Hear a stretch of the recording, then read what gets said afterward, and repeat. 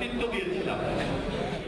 6 ডিসেম্বরকে স্বৈরাচার পতন দিবস হিসেবে পালন করছে বিএনপি। এ উপলক্ষে জাতীয় প্রেস ক্লাবে এক আলোচনা সভায় যোগ দিয়ে দলের ভারপ্রাপ্ত মহাসচিব বলেন, গণতন্ত্রের দরজা বন্ধ করে সরকার এখন সবকিছুতেই ষড়যন্ত্র খুঁজতে শুরু করেছে। কোথায় কোথায় ষড়যন্ত্র দেখে, এটা আপনার যে নাইটমেয়ার বলে, আপনার দুঃস্বপ্ন, এই দুঃস্বপ্ন দেখে তারা।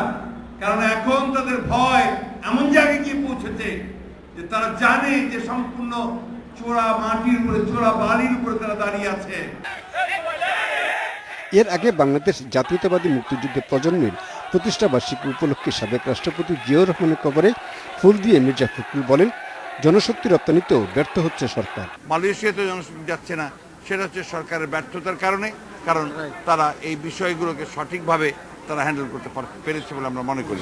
বৃহস্পতিবার বিএনপি কার্যালয়ে বেগম খালেদা জিয়ার সঙ্গে কিছু সরকারি কর্মকর্তার বৈঠক প্রসঙ্গে দলের স্থায়ী কমিটির সদস্য রফিকুল ইসলাম মিয়া বলেন, দেশে দুঃশাসন চলছে, আর সে বিষয়ে জানাতেই খালেদা জিয়ার কাছে গেছেন তারা।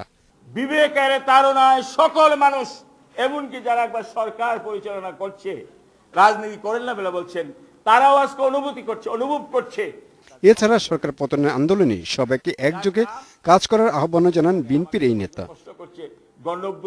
Shahabuddin Chowdhury, independent news, Dhaka.